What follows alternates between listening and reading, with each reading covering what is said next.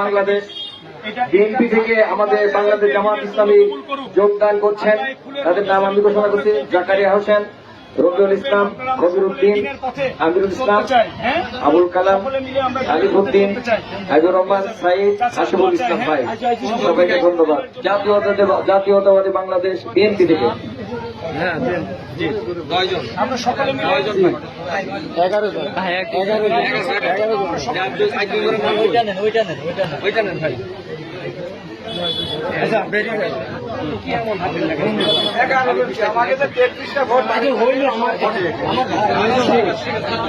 বাংলাদেশ জাতীয়তাবাদী দল বিএনপি থেকে আমাদের মাঝে জামাত ইসলামের আদর্শ উজ্জ্বল করে 11 জন ভাই আমাদের এই জামাত ইসলামীতে যোগদান করলেন। জামাত ইসলামীর পক্ষ থেকে, জামাত ইসলামী আলমডাঙ্গা এবং চুয়াডাঙ্গা জেলার পক্ষ থেকে ভাইদেরকে স্বাগত। আমরা ইসলামের আদর্শে অনুপ্রাণিত হয়ে আন্দোলনের কাজ করবো। আমরা ভাইদের জন্য দোয়া।